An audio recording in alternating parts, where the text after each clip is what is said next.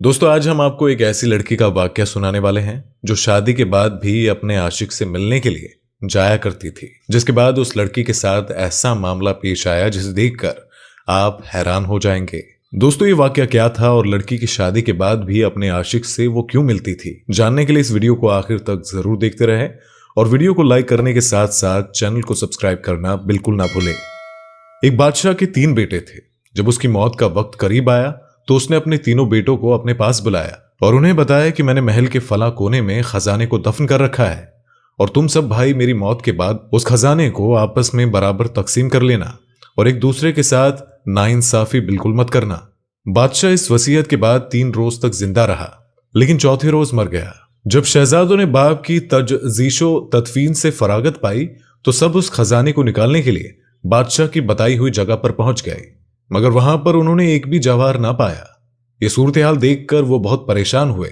फिर जब उनमें से किसी को भी खजाना ना मिला तो तीनों भाइयों ने एक दूसरे पर इल्जाम लगाना शुरू कर दिया कि इस खजाने को उसने चुराया है, क्योंकि ये राज बादशाह ने सिर्फ उन तीनों भाइयों को ही बताया था। और ये झगड़ा आहिस्ता आहिस्ता इतना बड़ा कि बात अदालत और काजी तक पहुंच गई।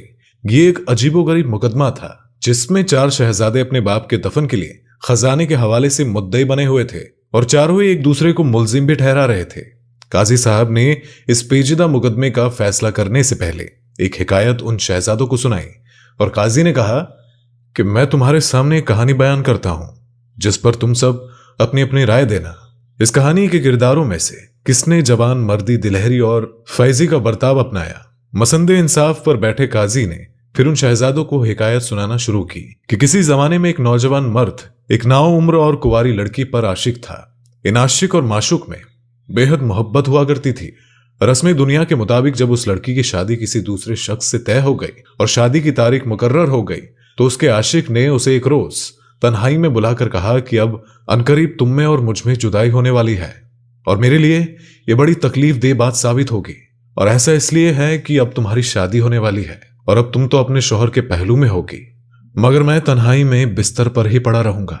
लिहाजा मैं समझता हूं कि हमें अपनी मोहब्बत की तकमील के लिए एक दूसरे के साथ मिलाप करते हुए आसूदगी हासिल करनी चाहिए ताकि मैं इन खूबसूरत लम्हात के साथ अपनी बाकी जिंदगी गुजार सकूं। ये सुनकर उस बाअस्मत उल्फत लड़की ने जवाब दिया, मैं शादी होने के बाद भी तेरी फरमाबरदार रहूंगी और मैं इस बात का अहद करती हूं कि मैं अपनी शादी की पहली रात तेरे साथ ही बशर करूंगी।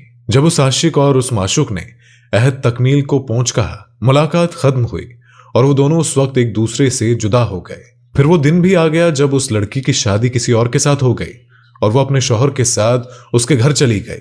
उस दिन उन दोनों आशिक और माशूक ने दुआ मांगी कि हमारा मिलाप जल्द हो जाए। उधर सूरज अपनी रोशन किरणों को लेकर आहिस्ता आहिस्ता मगरिब में गुरूब हो गया और रात के साये गहरे होने लगे।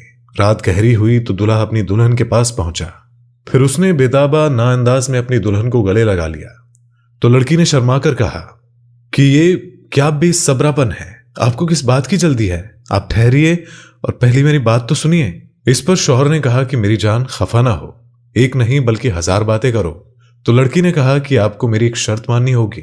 शौहर ने कहा कि तुम जो शर्त कहोगी मैं उसे दिलो जान से मानूंगा और जो तुम कहोगी मैं वही करूंगा। लड़की ने कहा कि पहले तुम कसम उठाओ कि मेरी बात मानोगे। तो शौहर ने बहुत कसम उठा ली।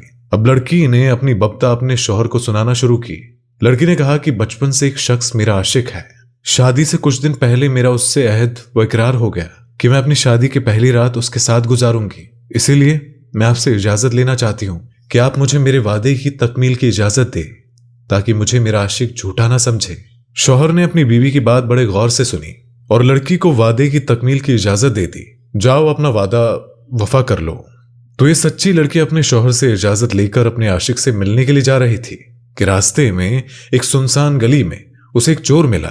चोर ने अंधेरी रात में एक नौजवान औरत को जो जेवरात से लदी हुई थी यूं अकेले जाते हुए देखा तो उसका दिल खुशी के मारे उछलने लगा कि अचानक बैठे बिठाए उसे आसानी के साथ एक शिकार मिल गया और वो उस पर अपना हाथ साफ कर सकता है।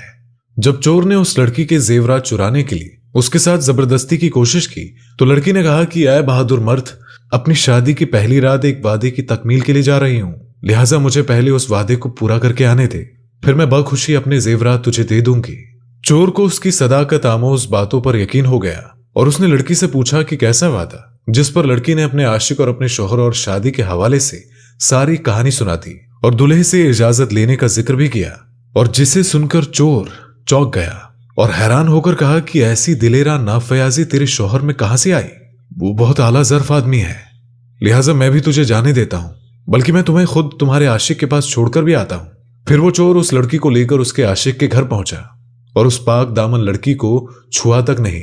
जब वो लड़की अपने आशिक के पास पहुंची तो उसने कहा, लो, मैंने अपना वादा पूरा कर दिया है और अपनी शादी की पहली रात मैं तुम्हारे पास आ गई हूं। आशिक बड़ा खुश हुआ और उसने लड़की को गले से लगा लिया। फिर उसने लड़की से सवाल किया कि सच बताओ, तुम आज रात मेरे घर तक कैसे पहुंची?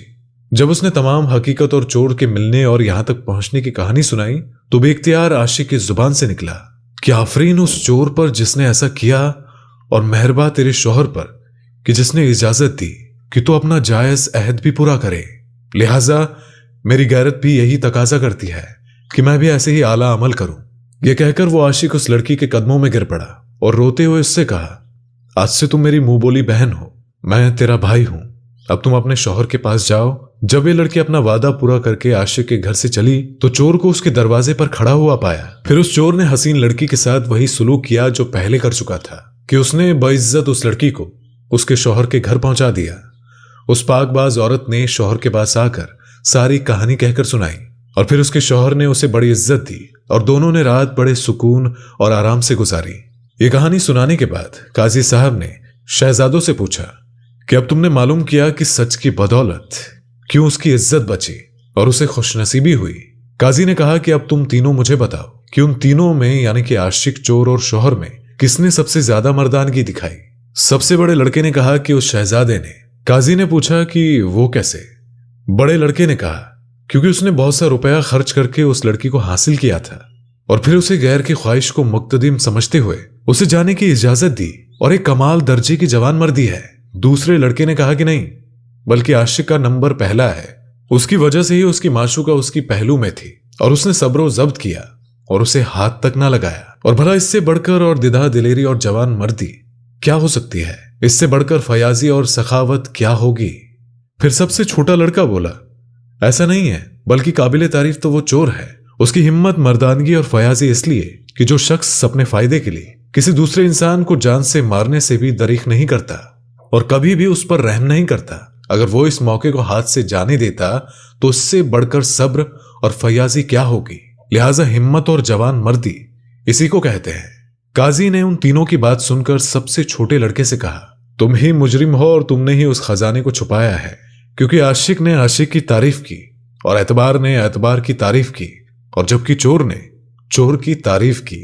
फिर मजीद तहकीकात से साबित हो गया कि वाकई छोटे शहजादे ने उस खजाने पर हाथ साफ किया था, जिसके बाद काजी साहब ने छोटे शहजादे से खजाना तलब करके तीनों भाइयों में बराबर तकसीम कर दिया। तो दोस्तों, उम्मीद करते हैं कि यह कहानी भी आपको पसंद आई होगी। अगर कहानी पसंद आई हो तो अपने दोस्तों के साथ इसे शेयर करना मत भूलिएगा। अल्लाह हाफिज।